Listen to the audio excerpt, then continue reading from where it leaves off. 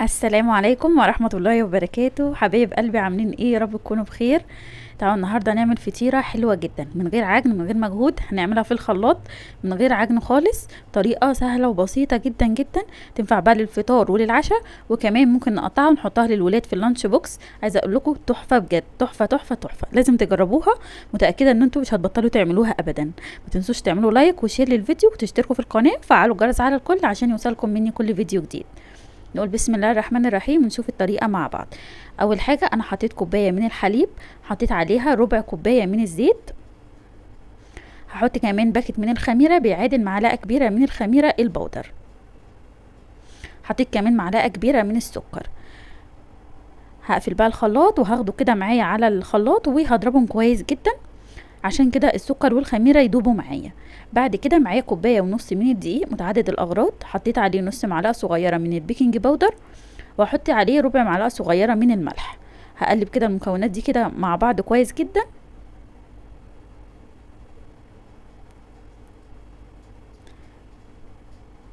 بعد كده هضيفها على المكونات اللي احنا عملناها مع بعض في الاول، ودي كده شكلها بعد ما ضربت الاول. بعد كده ضفت الدقيق مع اللي معاه الملح وكمان معاه البيكنج باودر. هقفل بقى عليهم كده وبرده هضربهم كويس جدا في الخلاط لحد ما اوصل للقوام اللي انتوا شايفينه ده. عايزه اقول لكم بتختلف من نوع دقيق للتاني، فلو حسيتوا ان القوام تقيل معاكم ممكن تزودوا ربع كوبايه من الميه كمان. تمام، وده كده القوام المظبوط بتاع العجينه دي.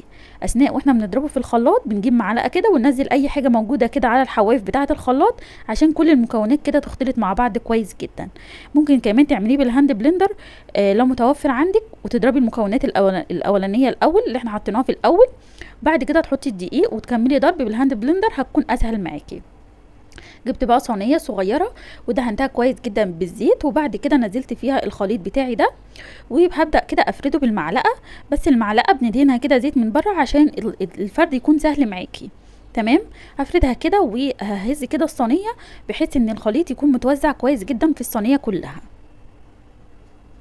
تمام، بخبطها كده كام خبطه، وبعد كده هجيب كيس بلاستيك وهغطيها وهسيبها كده في مكان دافي لمده تلت ساعه نص ساعه على حسب حراره الجو لحد ما تختمر معايا وتلاقيه ضاعف الحجم بتاعها.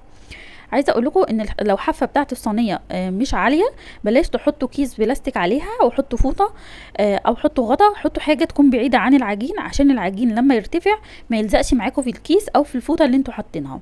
تمام،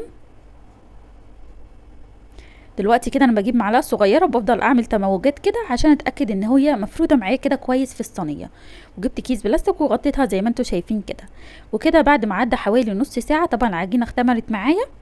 هجيب بقى كده دي مثلثات من الجبنه وهبدا كده ارصها زي ما انتوا شايفين كده، واحنا بنحطها بشويش كده وبالراحه عشان ما تنزلش معانا في العجينه. طبعا حطوا الكميه اللي انتوا عايزينها، انا حطيت 4 بس، ممكن تزودوا زي ما انتوا عايزين، ممكن تحطوا 8، ممكن تحطوا 6 زي ما انتوا عايزين. انا حطيت 4 كده بس بحيث ان كل واحد هياخد ربع، يعني ربع كده في حته جبنه وربع في ما فيهوش جبنه، فبرضه هيبقى كده يعني مناسب بالنسبه لنا، يعني احنا مش بنحب الجبنه قوي. تمام، جيت بقى في الاماكن الفاضيه دي وحطيت كده سمسم، وكتروا سمسم على قد ما تقدروا. السمسم وحبه البركه بجد مفيدين جدا جدا جدا، وفيهم فايده وقيمه غذائيه عاليه جدا، فزودوهم زي ما انتوا عايزين. وحطيت كده شويه من حبه البركه. هدخلها بقى فرن سخن على درجه حراره 200 على الرف اللي في النص لحد كده ما تاخد لون ذهبي كده من تحت وتلاقيها كده استوت ودخلت على سوا. ممكن تشغلي لها الشوايه دقيقه واحده بس. لو الفرن بتاعك فيه مروحه ممكن ما تحتاجيش ان انت تشغلي الشوايه وتلاقيها اخدت لون كده لوحدها. عايزه اقول لكم طعمها رهيب. ما تقطعوهاش خالص غير لما تبرد. تمام، يعني سيبوها تبرد خالص عشان هتكون كده لازقه معاكم في الصينيه اول ما لما تكون سخنه. تمام، لكن اول ما تبرد هتلاقوها اتقطعت معاكم بسهوله جدا. شايفين طريه وهشه جدا جدا، مش قادره اقول لكم طعمها حلو ازاي.